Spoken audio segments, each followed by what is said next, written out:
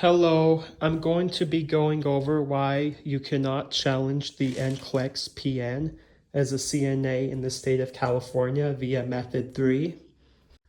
This is actually something that me and a number of other CNAs have tried to do in the past, and the BVNPT has put many barriers in front of us to prevent us from actually pursuing this method. I kind of want to go over today why the BVNPT makes it impossible for a CNA to qualify for examination via Method 3 and why you should not waste your time with it.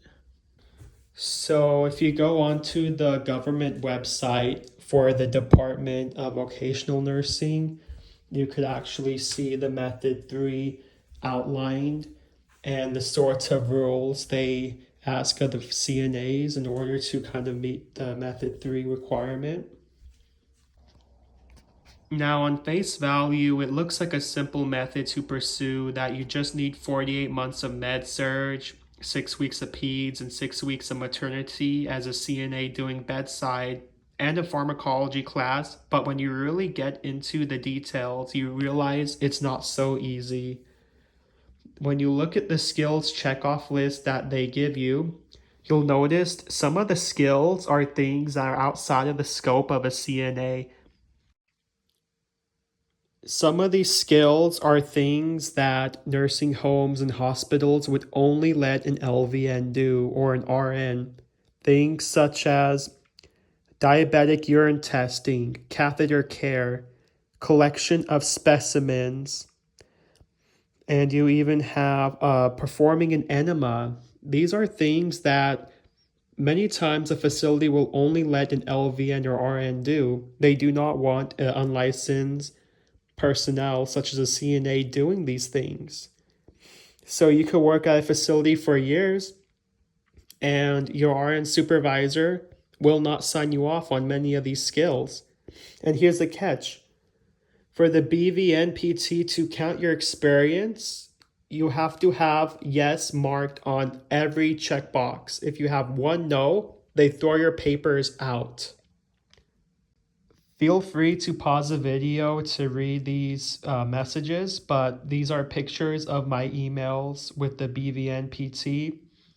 I ask them, excuse me, I have a question. If no hospital in the state of California allows their CNAs to perform enemas or diabetic urine testing or asepsis, tasks that are always delegated to a nurse, exactly how is a CNA expected to fulfill this requirement in order to get their LVN license via Method 3? And the BVNPT got back to me and they said, hello, yes, those are skills for nurses, which is why we strongly encourage applicants to go to school. Also, we encourage applicants to review those skills. They are all required. If you do not perform them, then you do not qualify, even if you have the months of experience. So basically, they're saying that, yes, we acknowledge these skills are not available to CNAs to perform. These are outside of their scope. And if you have not met every single skill, it doesn't matter how many months of CNA work experience you have, we will not take any of your credit. So this confused me. If they are openly admitting that, yeah, these are skills only a nurse can do, and that's why we highly encourage going to school, if they encourage applicants to pursue methods 1 and 2, which is through education, why even have Method 3? Why does it even exist? And I actually wrote this email to them. This is what they responded with. I understand your frustration, sir. However, I just provided 3 reasons Method 3 exists, sir. No, you didn't. You basically told me that these are skills for nurses. A CNA is not able to perform these skills because it's outside their scope, and we highly encourage them to go to school. You did not explain why Method 3 exists. You basically just said why CNAs cannot pursue Method 3. Something I need to tell you guys also is that many DONs or directors of nursing will not sign off these forms for you because it's a huge liability to them and their license. to say that a CNA performed an enema by themselves when their facility is not licensed to do so. So it is extremely challenging to get these skills signed off, and doing so is quite literally jeopardizing the license of the RN signing your papers, because the BVNPT will audit everything. They openly say this. And if they find out the nurse signed you off for something you did not do and the facility doesn't offer to CNAs, they will come after your RN and they will come after you. No pediatric facility in California that I have found allows their CNAs to perform enemas on children or to do Foley care or to collect specimens. They delegate all of this to the nurse. It is literally impossible to get these items checked off unless you're a foreigner with an expanded scope of practice in your other country or you were in the military. But this method is not available to civilian Californians, and I highly discourage any CNA from pursuing Method 3.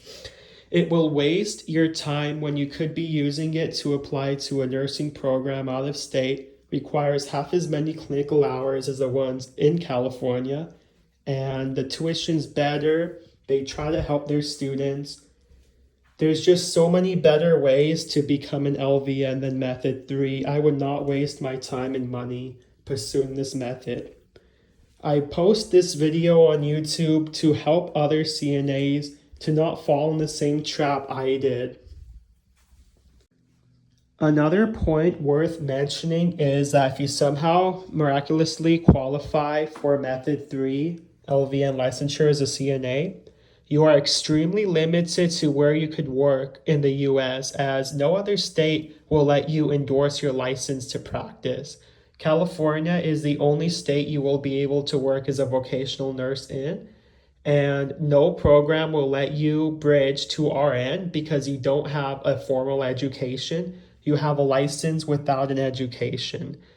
So you're basically stuck as LVN and stuck to the state of California if you do pursue this method. It's so limited, it's not worth it at all. I feel it's worth mentioning that many employers will refuse to hire LVNs who have been licensed this way through Method 3. Some examples are hospitals for sure will not hire Method 3, and home health agencies, just to name two. Well, that concludes this video, and if you guys are wondering what I plan to do is I am going to go out of state for nursing, as the rules are a lot more lax. You require half the number of clinical hours in order to graduate. The professors actually care about their students. They want to see them succeed. There isn't this toxic gatekeeping culture that you see in California, with the nursing union trying to keep the supply of new nurses low in order to artificially inflate wages. I would say that if you could get out of the tendrils of the BVNPT, you will do so much better. I would especially look at other states like Florida, Texas, Iowa, a lot of Midwestern states, Nebraska. They have programs that are a lot more affordable and a lot more lenient on their students. And I know so many Californians who struggled in nursing schools in California. They went out of state and they did so much better. They started getting A's on their exams. It was a breeze to get through. California schools deliberately want to fail you. I would highly discourage anyone from going to school in California.